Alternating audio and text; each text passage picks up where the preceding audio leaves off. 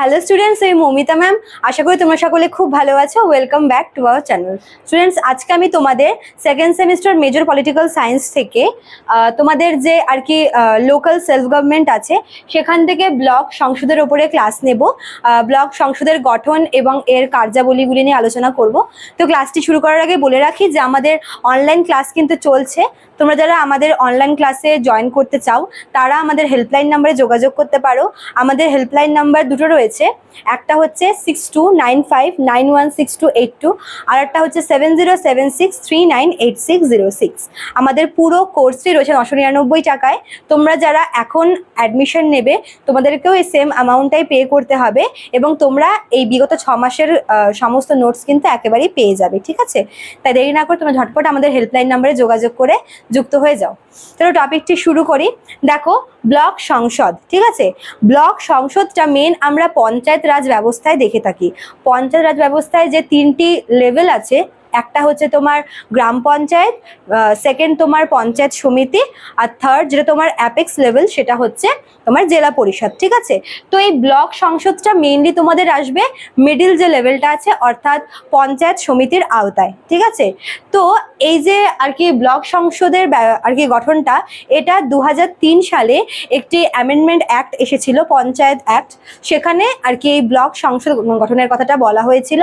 ঠিক আছে, এবং এই ব্লক সংসদে যে সমস্ত জিনিসগুলো আর কি ইনক্লুড করা রয়েছে, অর্থাৎ হচ্ছে এটি কখন আর কি এর মিটিং কখন বসবে, মিটিংয়ে কে প্রেসিডেন্ট হবে, কি নিয়ে আলোচনা করা হবে, এটসেট্রা, এই সমস্ত কিছু কিন্তু ওই 2003 সালের ওই অ্যামেন্ডমেন্ট অ্যাক্টের আর কি বলা হয়েছে। ঠিক আছে, চলো শুরু করি।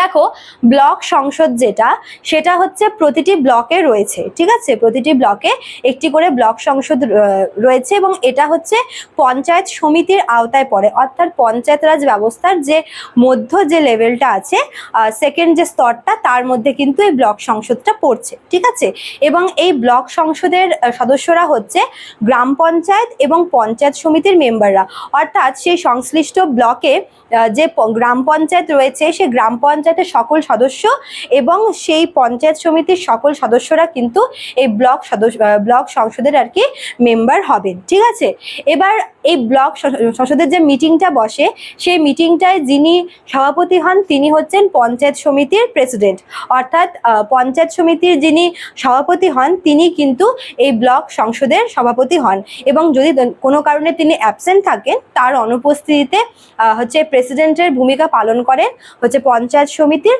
সহসভাপতি। ঠিক আছে, তো এটা মেনলি হচ্ছে কাজ, এই সংসদটা বা ব্লক সংসদটা তৈরি করার কারণটাই হচ্ছে যে এই মিটিংয়ে যে সমস্ত আলাপ আলোচনা করা হয় বা যে সমস্ত প্রস্তাবগুলি গ্রহণ করা হবে, কার্যাবলীগুলি করা হবে, সেই সমস্ত কিছু কি করা হবে, পঞ্চায়েত সমিতির যে মিটিংটা সেখানে হচ্ছে আবার পেশ করা হয়।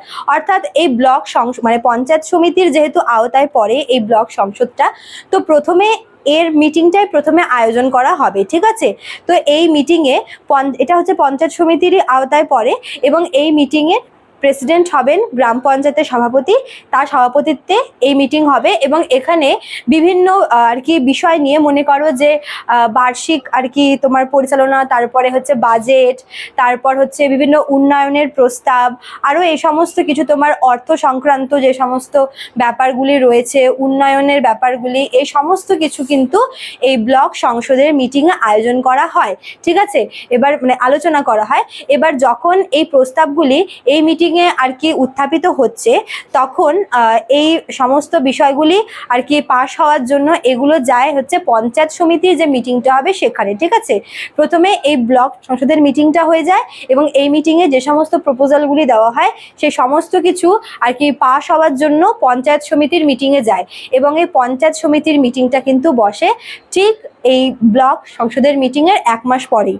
ঠিক আছে, তো এই পঞ্চায়েত সমিতির মিটিংটা যখন আয়োজন করা হয়, সেখানেও কিন্তু পঞ্চায়েত সমিতির যিনি প্রধান তিনি কিন্তু হচ্ছে প্রেসিডেন্ট থাকেন, এবং যে সমস্ত প্রস্তাবগুলি, যে সমস্ত আলাপ আলোচনাগুলি ব্লক সংসদের মিটিংয়ে হয়েছিল সেগুলোকে আবার কিন্তু এখানে পুনরালোচনা করা হয়ে থাকে, এবং সেগুলিকে আর কি পাশ হয়, যে সদস্যরা রয়েছে মিটিংয়ে তাদের দ্বারা পাশ হয়। ঠিক আছে, তারপরে কিন্তু তার উপরে ভিত্তি করেই কার্যাবলী আর কি চালু করা হয়। ঠিক আছে, তো এই ছিল তোমাদের হচ্ছে ব্লক সংসদের ওপরে টিকা একটা, তোমাদের 3 নম্বরের।